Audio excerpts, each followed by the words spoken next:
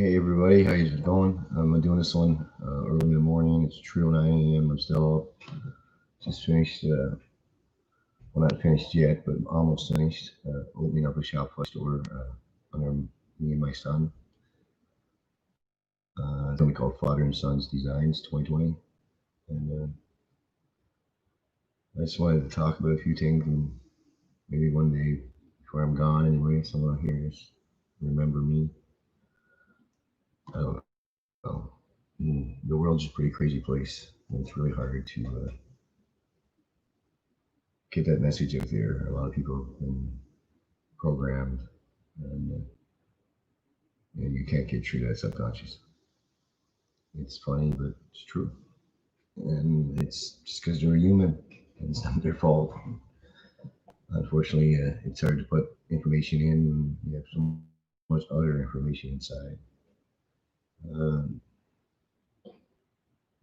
but I've been stressing a lot about how human rights are so damn important, and how the Constitution of this country is so important, and the, the Charter of Rights, which is part of the Constitution, and Bill of Rights if you're in the States, I guess. But somehow the education got screwed up. I don't know where. When I was a kid, uh, my mom taught me that there'll come a time that people will make rules, but the law is already here. It always has been here. And when it comes to people, when they make rules, you have to watch it because sometimes they may be immoral. And if they are, you have an obligation. If you're a moral human being, do not follow that rule, no matter how much they want to pay you, whatever, you know. Um, we were taught the golden rule: do unto others as you get done unto yourself. Um, I don't like that saying because it depends on what stature you are as a human. If you're a healthy, rich human being with never any wants or worries or needs, it would be hard for you to portray that on someone that's poor. If you're not dying from a disease, right, it would be hard for you to help someone. So maybe we shouldn't call it the golden rule. Maybe we should just say, do unto others as you would have done unto you. Um, I believe in humans, and if you study history, especially over the last 20 years in this country, crime rate is like down and down and down. More of us are more, um, how would you put it, content, um, not crazy in the head. Um, the government likes to lie and likes to scare everybody and make them think that if they weren't there, we'd all be just a bunch of idiots. We wouldn't do anything. It would be just chaos. But that's a bunch of bullshit. No matter where I go in this country and all the men that I've met, we all have something in common. No matter where we are, no matter who we are with, or who is in our presence, if we looked across the road or across the dining hall or wherever and seen that someone was being harmed, we would go stop it. If some lady was being harmed, we would go stop it. Some child, we would automatically go stop it. Some senior, we would automatically go stop it. We wouldn't go to a payphone like Superman and change our clothes, hoping nothing happens in that few seconds. We would go right away. We wouldn't pick up a phone, call the police, and wait for them to get there. We would automatically do something because to be human and to be a man, it is moral that you do that. It's the right thing to do. We don't need someone with a gun, a megaphone, a suit, a costume, a piece of paper. That's in our genes. We were born with that. We were born good, all of us. There's a famous Canadian. I don't know if it's Eddie Griffin or not, but like he said, there's not one baby ever been born that attacked its parents. The problem we have is our schooling system. It's the books, the courses, the subjects, the way they're taught. It all needs to change. It's a system that kills creativity in our children. It makes them feel like they're in a prison. It robs them of their rights. It robs them of their childhood. Finland has proved over the last 5, 6, 7 years that what we do here is child abuse, and the outcome does not warrant what we do to these kids. Their children in Finland succeed way more, better, and have a better society because of that. It's one of those horrible diseases we got. We can't search out and find better solutions for some reason. We think we have to do it our way. And we're a country that's not old enough to say we have anything our way. We're not really even Canadians. I don't know if there is such thing as a Canadian. You could call that the people that were here and signed those papers maybe before I was born. But they weren't Canadians either because they came on a boat from Europe. There were some native people here before them, and some Vikings came before them, and probably some Asian people too. And but all of those people that came to this continent, none of them were born on this continent. You see, man started out in Ethiopia and started moving. For those that are not up on the history and the geography of the earth, and the first civilization, of course. So we're all kind of immigrant, I guess, but I don't like that word. I think that we're all humans, and if you're born here on this planet, you should be allowed to go anywhere you want on this planet, and there should be no walls to stop you if you're a good human being. No, I'm not saying go into someone's house, violate privacy. I mean, like, you want to travel around the world and go see the world, you should be allowed, and you shouldn't need paperwork or permission.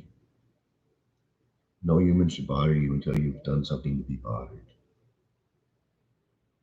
They shouldn't pick on you, charge you, fine you, or abuse you, criticize you, or harm you in any way based on it. You might do something tomorrow, next week, next year, 10 years down the road, because that's not honest. And one thing about justice is it can't come from lies. It has to be totally honest. It has to be in truth.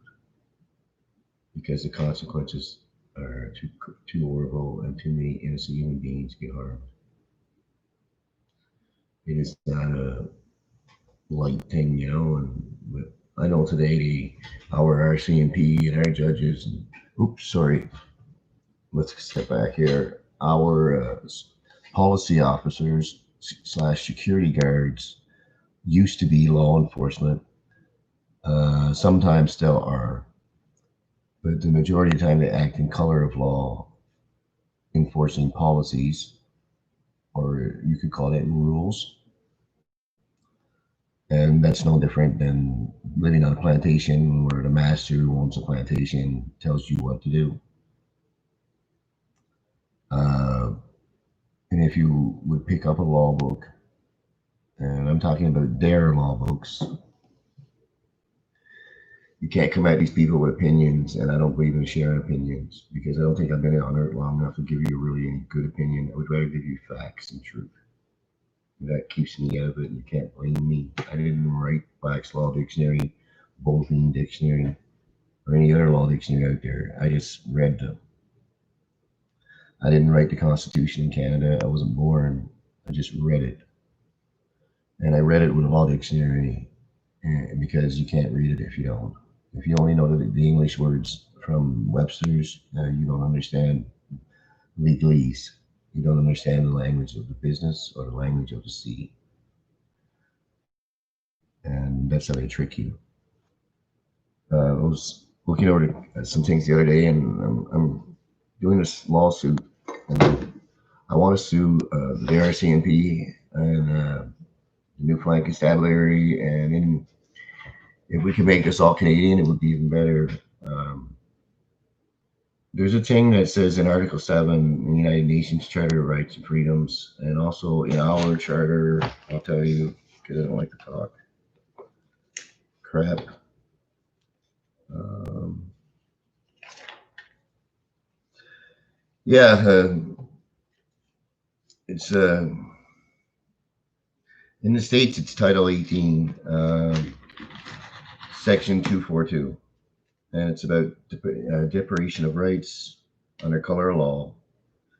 And if that human being that's acting on that, say, per se, the policeman, does this knowingly and is willing to back it, the law, or go over anything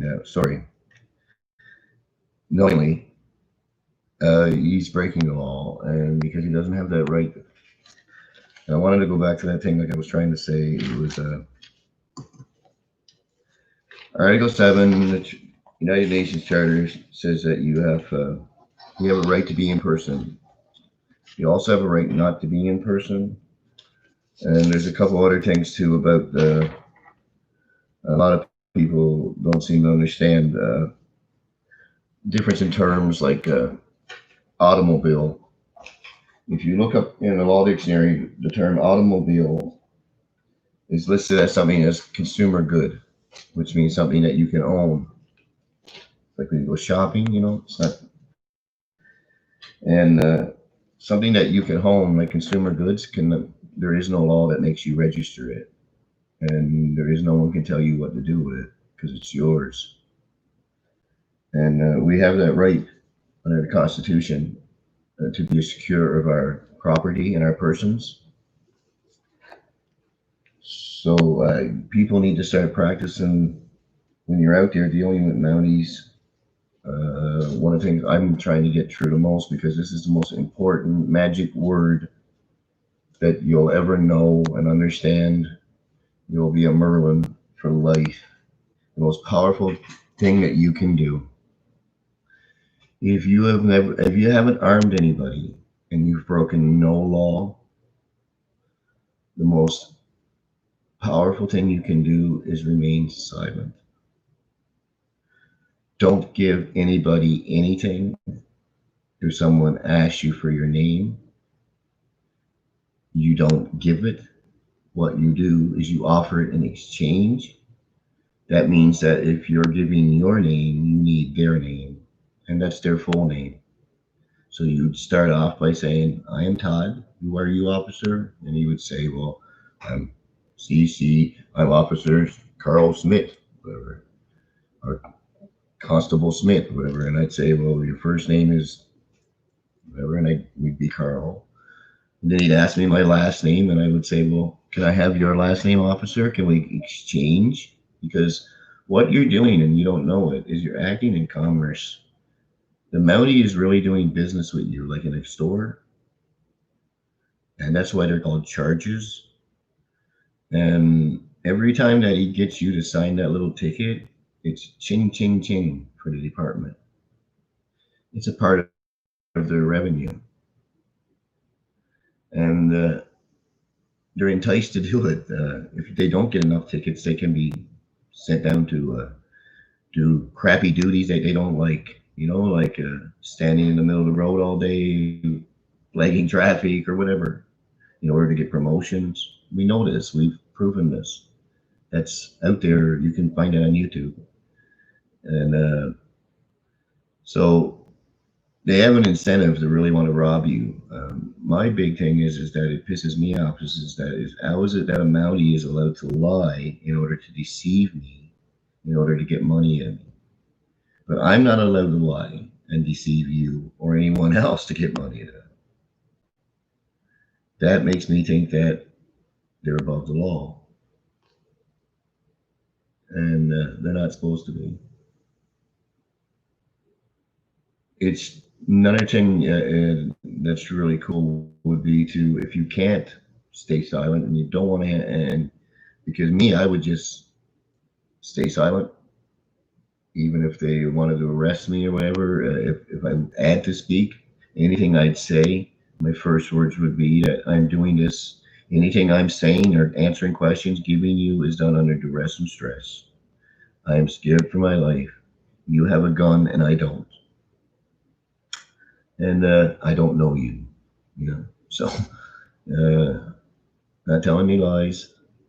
I'd also let them know that I have no want or need or desire to get into any kind of joinder with him, which means any kind of contract. I have no desire to give him consent to give that act or stat that he's trying to use under color of law authority, because without my consent it has no power. It says that in the Constitution. Yeah. I also would let him know that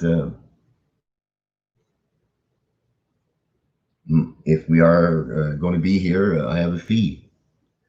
And while you're writing that ticket, of course, I'm not signing it unless it's a $50 surcharge. And I also, my time is worth $350 an hour, and I usually charge a minimum of 3 hours.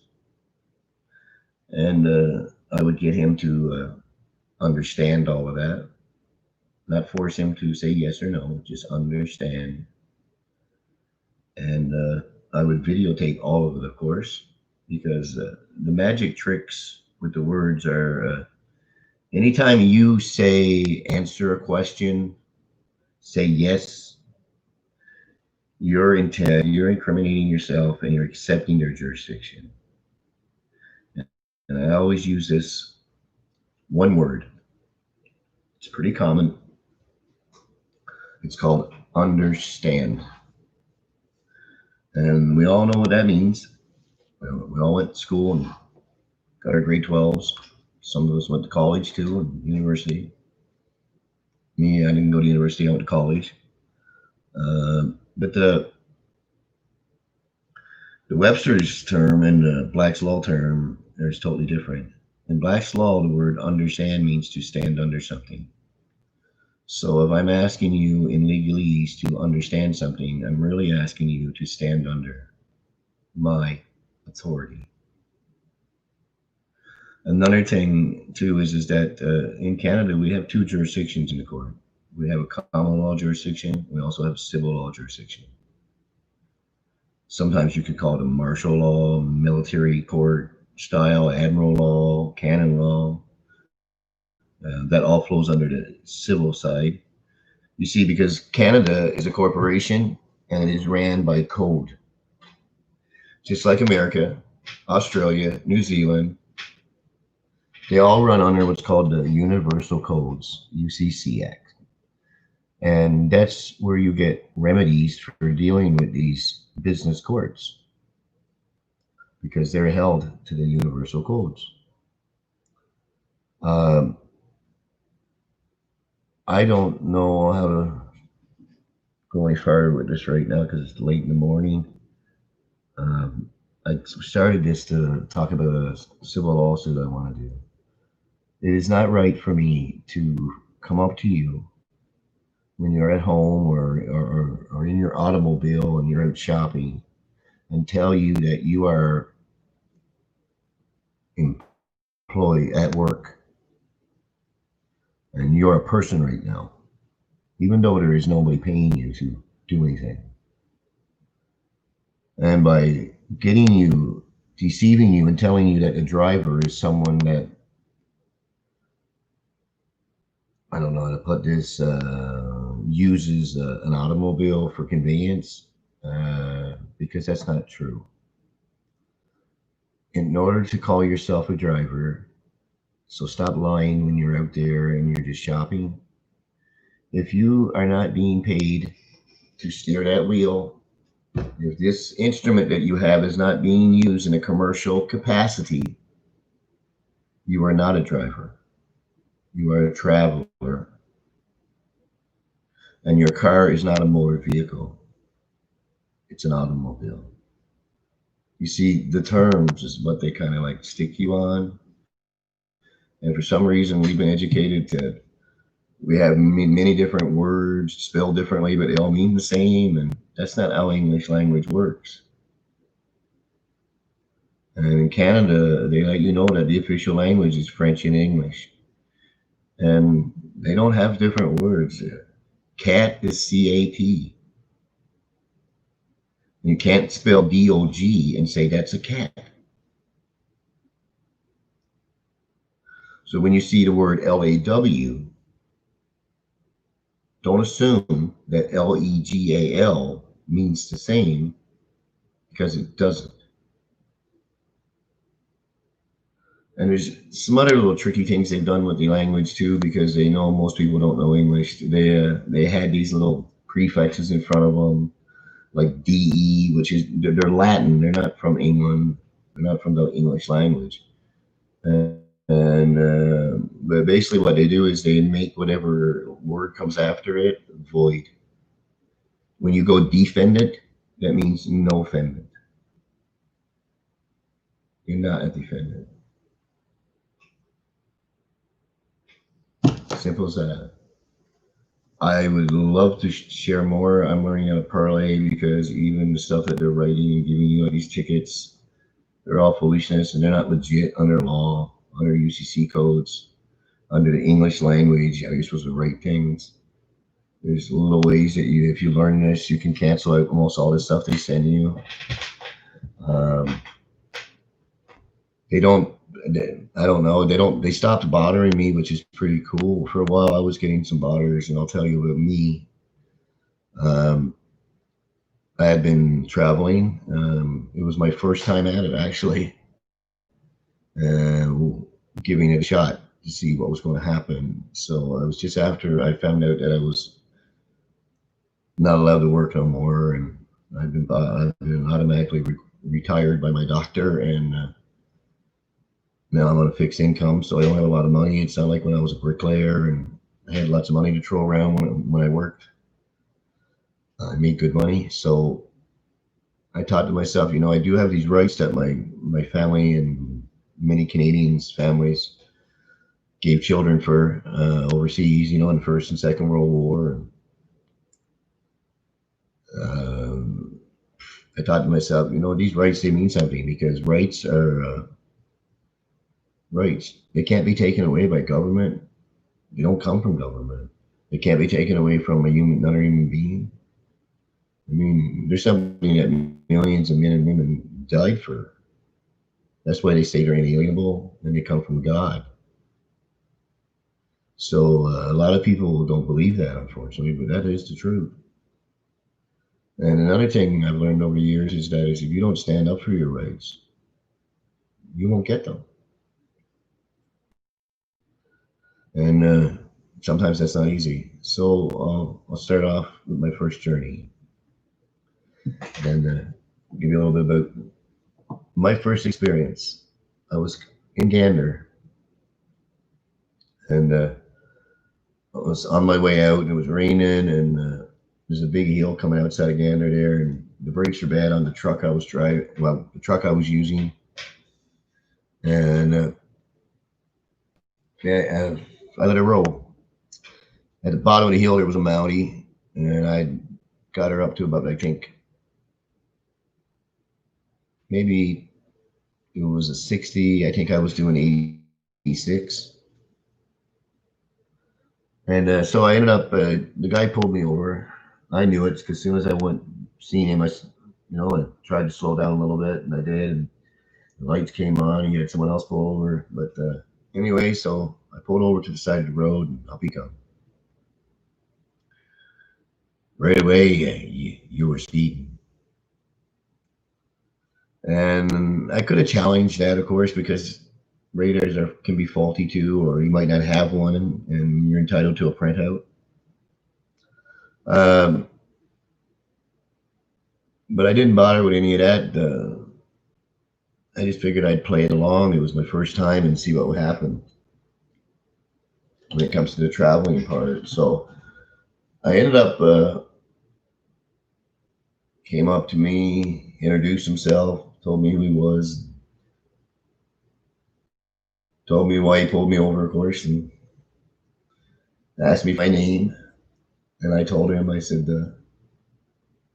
I don't have one, and I don't own one. And if I give you the one that people say that I am, that I do use sometimes, are you going to use this against me? And he wouldn't answer. He wanted to do more questions. So I explained to him that I didn't consent to anything that was going on there because it wasn't law. And I didn't believe that he had the right to take away my right and turn it into a privilege without my consent by using color of law, which is not law. It's legislation. And so he proceeded. He was a bit kind. I explained to him about how he was being a treason to our queen, of course, because he is being treason to our queen and our country by enacting anything legal on human beings on land. The UCC codes were set up for businesses and men and women that work on the ocean. But what they did was they brought the boat in on land and they docked it. And everybody in Canada has been living in a boat. And I'll stop with that. And you learn a little bit about that, and you learn law, most everything you need to know about law. When I go to courts, that's all I see is boats. And when I see a cop car, I see pirates on the ocean. And the real truth is, in folks, I don't believe in policemen, cops, firemen, nurses, doctors, government officials, politicians, government employees. I believe that that's all labels made up and put on human beings, but it's not real. And I definitely know that government is not real. It is a fiction. It's a created fiction by man. And the only way you can deal with that fiction is by them giving you a piece of paper, which you call your birth certificate, which is also a fiction. Because debt can't deal with the life. With living, I should say. Sorry. All right? You know that. Unless you got magic powers and a magic sword like Lord of the Rings, the dead can't come back. I'm going off track. You can tell I'm tired.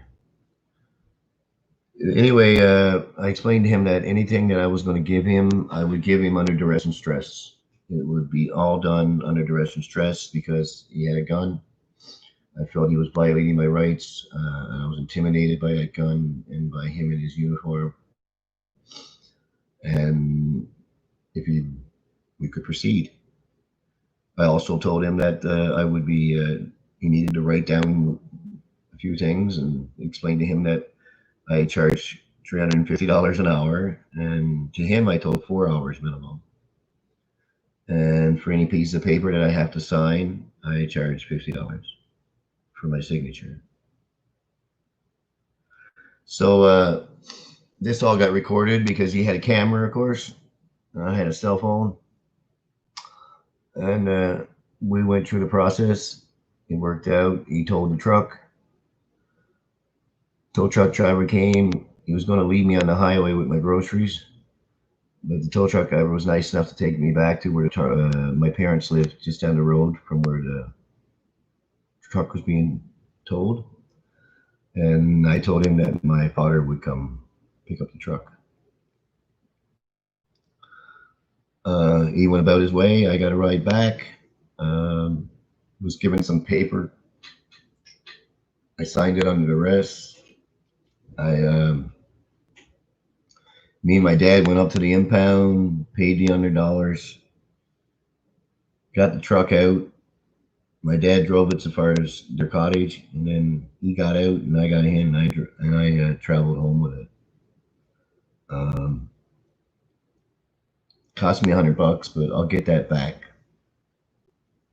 You see, like I said before, the charter allows me to sue anyone that violates my rights by using color of law, by using anything that's not truth, anything that's unlawful. You can't take away my rights without my consent. And another thing I forgot I should have shared before I end this is that what they do is they get you to go into the boat, and when you get in there, they get you to make out that you're your birth certificate. The word in legal land is called subrogation, and you should look that up because you have a right under law not to be subrogated, but you have to let them know that. But if you're getting traffic tickets and stuff like that, I wouldn't even go to court because they're not real. They're fishing to see if you're going to show up. I've been waiting for them to come get me. They've called me and told me I've called them and let them know that they needed to cease and desist. I told them that I would be filing lawsuits against them for the two torts that I have for mail fraud, deprivation of rights, like kidnapping, stealing of property. I mean, so they backed off. Uh, and they kind of left me alone. I explained to them that anything that I had done that day was done under duress and stress. So if you want to come take me, come get me. And they, for some reason, they never come yet anyway. But like I explained to the officer, I'm going to buy a $500 automobile, and I'm going to travel in it. And if they want to take it away from me, they can. And I'm going to go buy another $500 one, and I'm going to travel in it, and they can take that one away too. And then I'll go get another one. And if it comes to a point, each time I get one, I'll go park it in front of the RCMP station for them to take it away. Because the money I'll make from suing them is worth more than my $500 car. So if I do it enough, I won't have to worry about my little measly pension. I'll get rich by suing them. Their game, their rules. Didn't make any of this up. I just found it. But like I said before, my main goal is to get a class lawsuit against them, a civil lawsuit against them, big enough. The more people I can get to join in with me, I don't mean you have to talk to anyone, get a lawyer. I'll do all the legal talking. I've got 7 years at studying law, 2 years with a lawyer debating every day for an hour. Uh, but I need people's signatures to say, yes, I got a ticket and I was traveling, I wasn't driving. And we could all maybe change this. And maybe if the lawsuit is big enough, I don't care if I make any money. Maybe the cops will stop being crooks and thieves, and they'll go out and enforce law instead of breaking the law and enforcing policy on human beings. That's my main goal. And if you want to know my motivation, it's my 10-year-old boy. It's my dead ancestors that fought in the First and Second World War. It's to all the seniors that are living on a poor fixed income that can't afford speeding tickets, parking tickets, and all that bullshit that doesn't belong on them anyway. I always share this story with my friend, and because the story made me cry. There was a young lady in the States, and this is what I'm going to finish with. And she was married. I can't remember her age, but it was mid-20s, early 30s. She had a little girl, probably about 7 or 8 years old.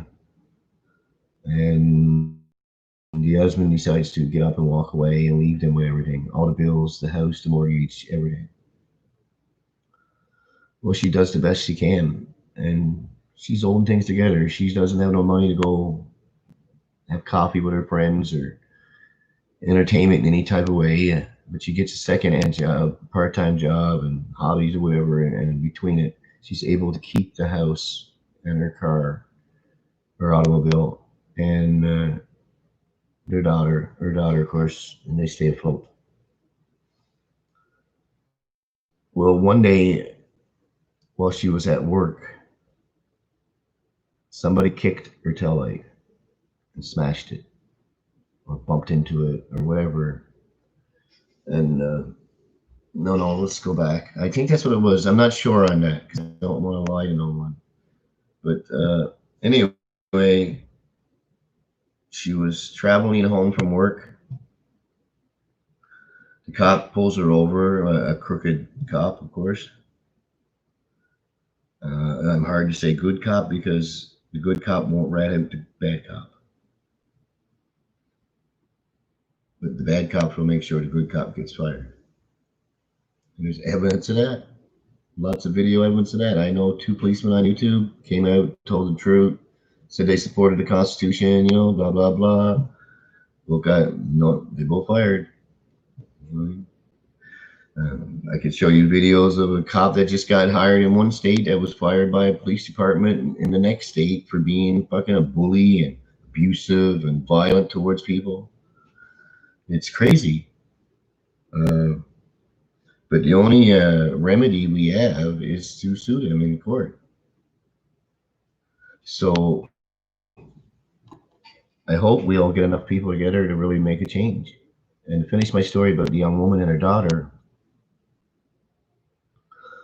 the daughter was coming home from the mother. She was coming home from shopping. She didn't notice that the tail light was out. An officer pulled her over, charged her for a tail light infraction, gave her a fine that she couldn't afford. She begged the officer and explained to her situation that she would go fix that right away, but she couldn't afford the fine. The officer didn't care, of course. He took her out of the car, impounded her car. Now, with all the fines, and which were all bullshit, she wasn't at work. She wasn't acting in commerce, so she wasn't in a jurisdiction that the motor vehicle registration has any authority in, because they can only act in the commerce jurisdiction, in a business jurisdiction. So anyway, the cop lies, of course, and bullies her and takes her car and that, and she ends up losing her job because every day there's more money for impound fines added to the car, added onto that fine. So every day a car with an impound, say $100 was added on. She had no money when she got it. She had to wait 2 weeks for it to get paid. Time payday came around, she couldn't afford to take the car out. And she lost her job. Then she lost her house.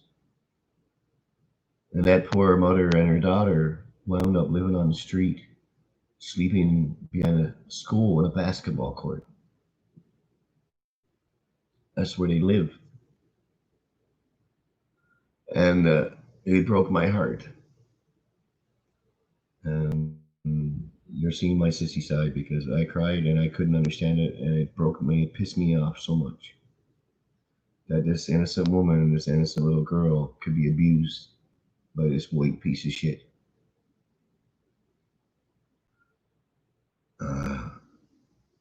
Excuse me, this human being. Color doesn't make us, folks. Character makes us. People never remember what color we are. Color goes away when we die.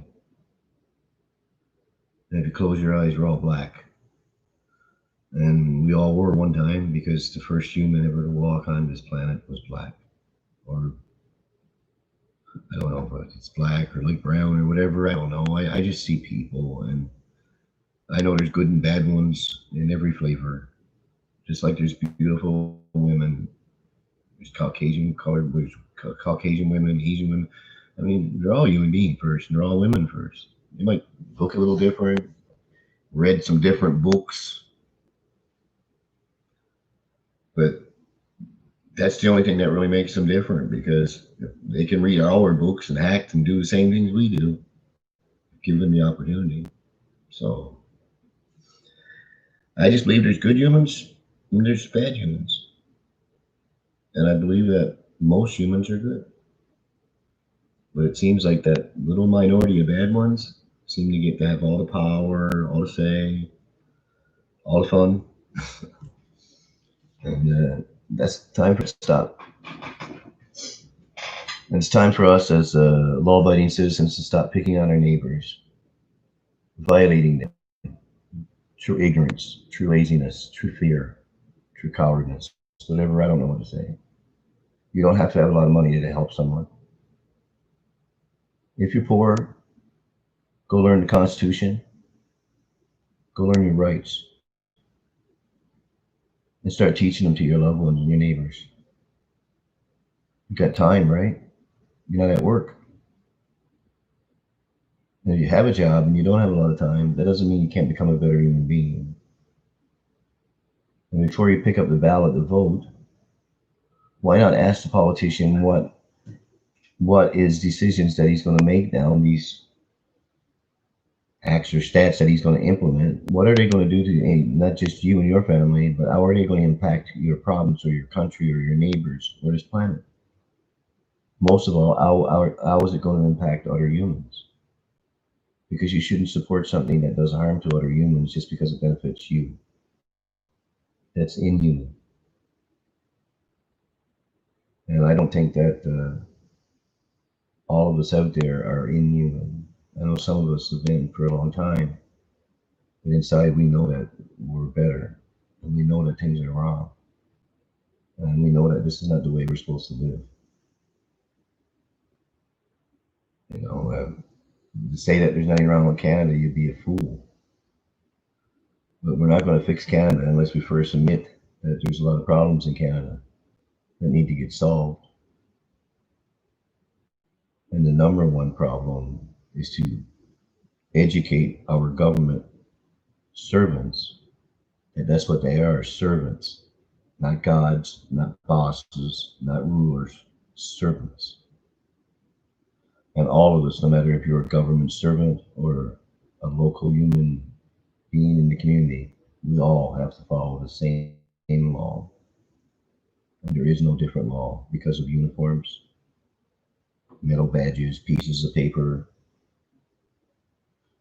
and most of all, human rights is the number one law that needs to be followed. And if you start from there, I think the planet can do pretty good, and our species will do amazing things. And people will actually start to get to live instead of exist.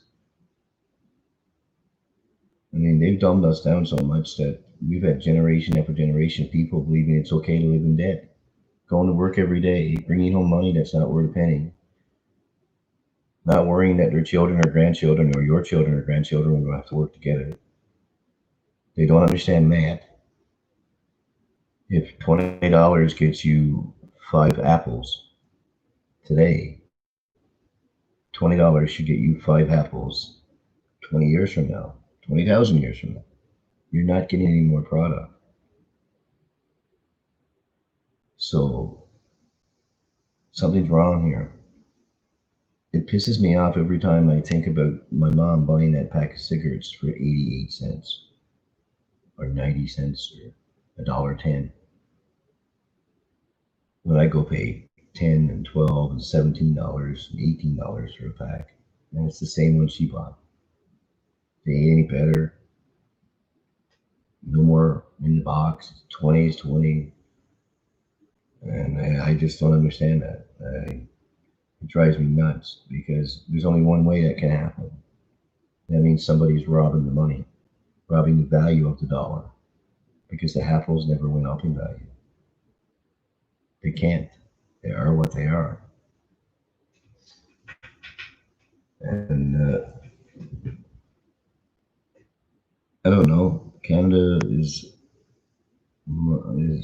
our country, and it used to be known as the best country in the world to live. And I would love to see, and I pray that that comes back, because if people could really look into what being a real Canadian is, and the spirit of being a Canadian is, it's not about abusing neighbors, ruling your neighbors, robbing your neighbors, violating people's rights, allowing people with money to rule people, giving nobodies extraordinary powers that nobody deserves. It's about equality, fairness, justice for everyone, no matter who you are, where you come from, because all of us on this planet are immigrant to the planet. And this foolishness of calling people immigrants because they moved from one part of the planet to another. It's stupid. I always get a kick out of that. My belief is that a human should be able to walk anywhere he wants, in which he can, and it could be some trouble though because you have a lot of these phony persons, humans acting out characters, and but anyway, as long as you don't bother another human being, no one should bother you, no matter where you want to walk or travel, fly, anything.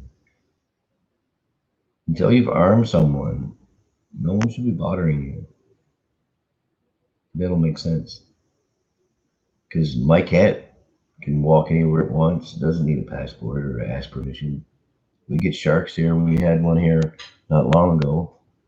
It was from New Zealand. And it didn't ask anybody for permission. And if you learn what it is to be a human being, you'll understand that human beings don't have to ask other human beings for permission either. Thank you for your time, your ear. Um, this is so people know that I'm doing what I can, and also in the future, of course, hopefully my son will see this, and I know that his dad did try to make a better life for him. And who knows, maybe I'll get to show him this before that. We'll have to wait and see for that one. So they took my boy because they lied a lot about me and didn't like I smoked weed. Now the government gives me a tax break on weed, supplies my weed, and it's weird. They locked me up in jail for smoking weed. I mean, I don't know. It's fucking crazy. But there's a lawsuit in the works for that too. If you smoke marijuana and you've ever been to jail, any harm has been done to you by the government because of that, you have a right to sue them. So you can contact me on that too. You can find me on Anonymous Newfoundland Canada News on Facebook, Todd Powell on Facebook.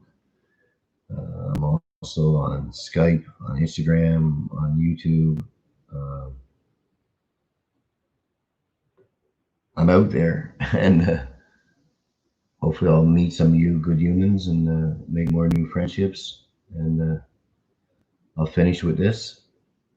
Please, for God's sake, exercise your right not to be in person. And don't give anyone your name if they're going to use it against you. Thank you. Namaste. Anonymous Newfoundland Canada News, your local truth channel, I guess, whatever you want to call it, station is now ending. Please subscribe and share. And look me up, Todd at yahoo.ca, Todd Powell 2003 at gmail.com. And I'm finished with that if you're interested in helping with any of these things I've talked about.